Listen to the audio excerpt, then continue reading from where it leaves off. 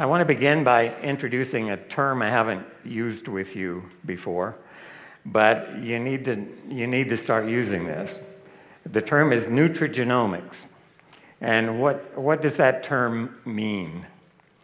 It's how dietary components, how things we eat, things we ingest, generally refers to food products, how they interact with the genome, that is the DNA that encodes all 25,000 of your genes, to regulate gene expression. So those genes are the blueprints for everything that you are, and you can be put together by about 25,000 little unique machines. Some of them are unique to you. Nobody else has quite the same sequence. Others we all have in common, and that's the blueprint that makes you who you are. So how things we eat can affect the expression of those blueprints, how the rate at which they're converted into the enzymes that they encode, the little machines that do the things you have to do. This word you all know already, but what is it? What is Protandim? And the definition actually has changed a bit in the last 5 years. In the beginning, what we thought Protandim would be was an antioxidant supplement. Not a conventional one, but a different way of doing it. And that's no longer an adequate description.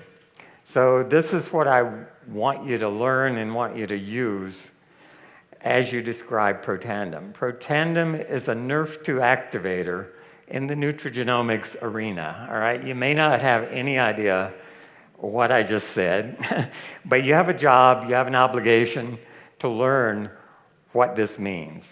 And I'm going to tell you in the rest of this presentation what some of those words mean. Nrf2, Nrf2, it's an abbreviation for something you don't even want to hear, but it's a long word. Nrf2 is one of the key proteins in your body, in every cell in your body, that has the function of regulating your genome. Yeah, I said you have 25,000 genes that are expressed. Nrf2 regulates about 2% of those, about 500 genes, some of which are turned up, some of which are turned down. You can think of every gene as having a dimmer switch, so just like the lights in your home, and you can turn them up gradually or down. It's not just on off, it's degrees. And Nrf2 helps your body balance the expression, the regulation of all those 25,000 blueprints. How many copies do we need of this machine encoded by this blueprint?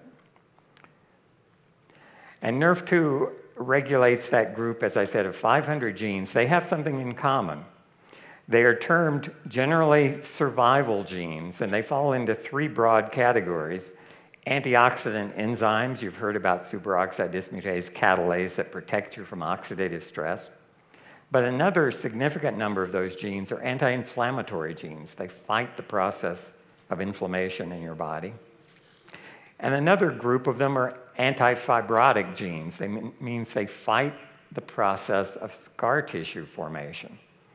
You might think scar formation is a good thing, and if you cut your skin, it is a good thing. It heals quickly and keeps you from getting infected. It keeps you from losing blood, all good things. But in internal organs, in your lungs, scar tissue is deadly. It's called pulmonary fibrosis. It's untreatable, and it's fatal. If scar tissue occurs in your heart, it's called heart failure. It means your pump actually fails, and you will die of heart failure. So taken together, these things protect cells in your body when they're in stressful situations. It may be due to trauma, may be due to aging, it may be due to disease processes. But that group of genes all have the same kind of dimmer switch, and Nrf2 is the protein that can reach those dimmer switches and turn them up or down. So it's responsible for that. It's been called the master regulator of antioxidant gene expression. So how does that work in a cell? This large green oval represents a human cell. And that little purple gizmo in the upper right, labeled a Nrf2 activator, is one of the 5 active ingredients in Protandim.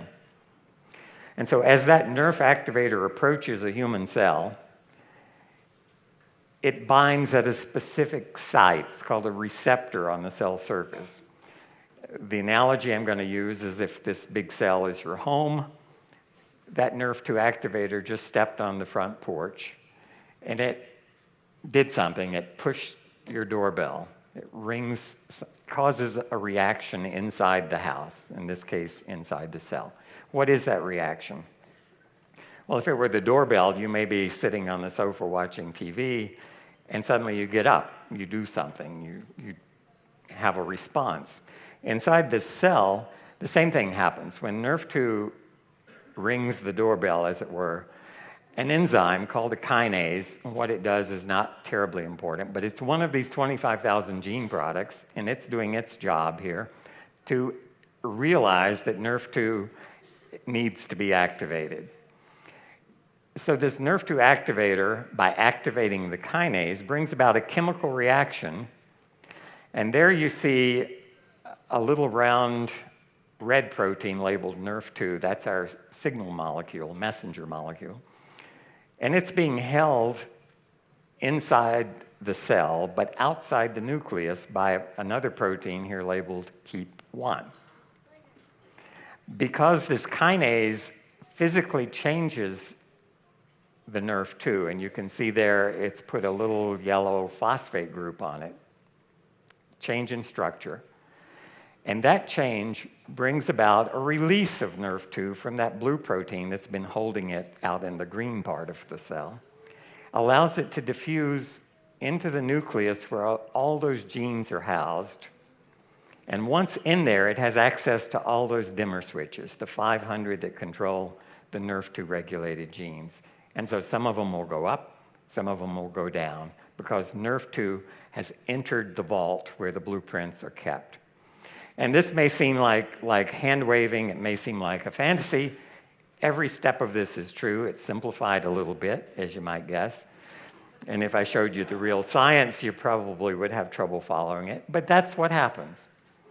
And the analogy is not much different than if somebody rings your doorbell, you get up, answer the door, it tells you, go to the kitchen, and you enter that room of the house.